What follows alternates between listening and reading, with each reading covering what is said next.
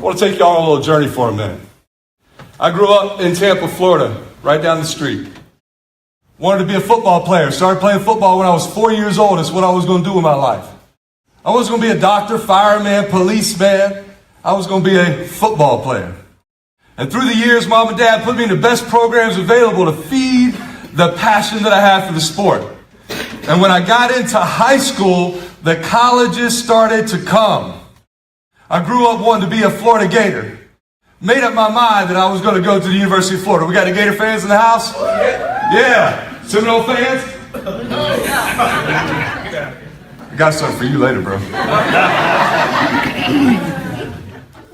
Guys, everything I had worked for, bled for, sweated for, cried for since I was a little kid was about to become a reality.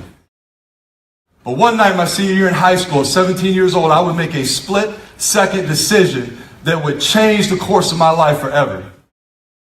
It was a Friday night. I got invited to a keg party down here in South Tampa by some guys from the football team. We showed up on this private beach, big bonfire, keg of beer, hundreds of teenagers doing what we had no business doing at 16, 17 years old. Anybody know what I'm talking about? Yeah. We had been at this party for a few moments, and one of the guys from my team got into an argument with another teenager at the party from a different high school. Big fight broke out. The other guy's friends jumped in. So what do you think I did? Jumped in, right? Didn't think anything of it at the time. It was another Friday night, another fight, another party. We've been in those situations before. But this one would be different. Because 3 days later, 2 detectives showed up at my parents' house with a warrant for my arrest. You see, one of the teens that I had hit during that altercation on Friday night, he slipped into a coma. They revoked my bond. My parents couldn't even get me out of jail. My senior year in high school, I sat there for 90 days waiting to find out if this young man was going to live or die, whether they were going to charge me with murder or attempted murder. But y'all, when I travel the country and I speak in our high schools and our middle schools to our very lost youth right now, I try to impart on them that when you make bad decisions in life, there are almost always bad consequences that come along with them. For that one split-second decision, that one choice, that one lapse in judgment, that one swing.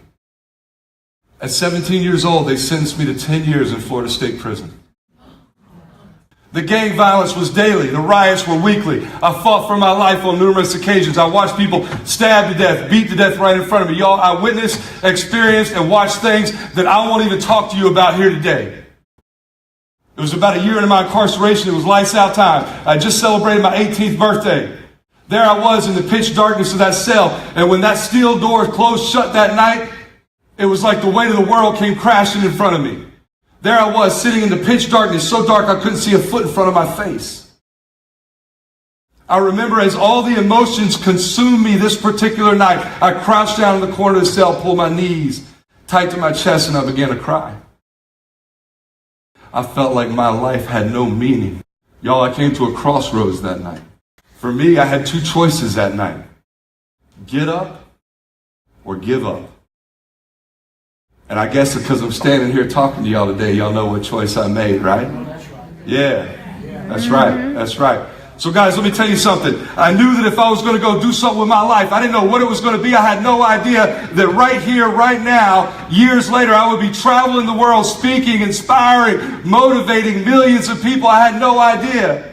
But I knew that if I was going to go do something great with my life, I needed to develop from the inside out. So guys, I went into survival mode. I began to watch everybody around me. Guys, I ate, slept, drank, self-development for 7 years.